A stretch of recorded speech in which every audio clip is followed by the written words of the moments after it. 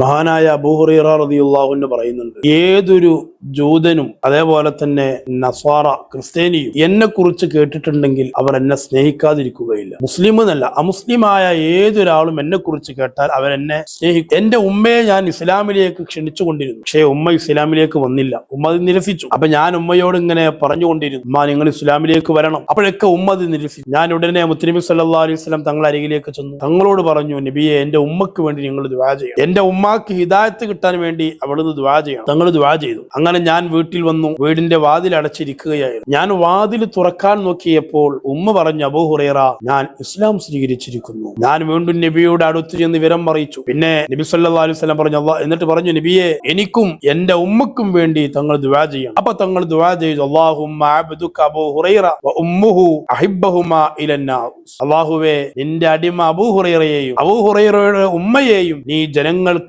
പ്രിയങ്കരനാക്കണമേ, ഇഷ്ടമുള്ള ആളുകളാക്കണമേ. നോക്കി, നിങ്ങൾ മാതാപിതാക്കൾക്ക് വേണ്ടി ദുആ ചെയ്യല്, മാതാപിതാക്കളുടെ ഹിദായത്തിന് വേണ്ടി നബിയോട് ദുആ ചെയ്യിപ്പിക്കൽ എത്ര വലിയ സ്നേഹമാണ് ഉമ്മയോട്. അതേപോലെ ക്ഷമയോടെയുള്ള ദഅവത്ത്. ഉമ്മ എത്ര ഇസ്ലാമിലേക്ക് വരുന്നില്ല എന്ന് പറഞ്ഞപ്പോഴും ക്ഷമിച്ചു. അള്ളാഹു അതിന് ഉത്തരം കൊടുത്തു.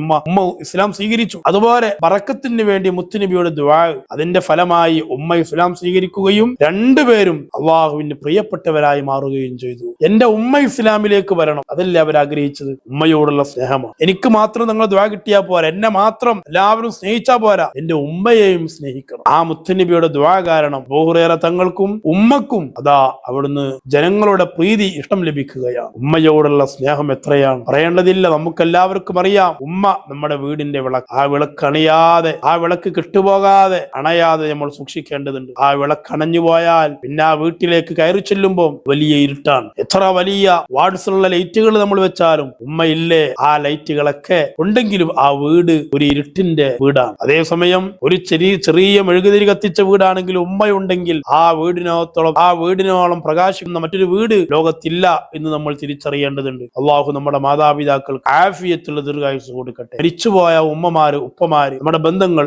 അവരുടെ ഖബർ ജീവിതം അള്ളാഹു സന്തോഷത്തിലാക്കി കൊടുക്കട്ടെ.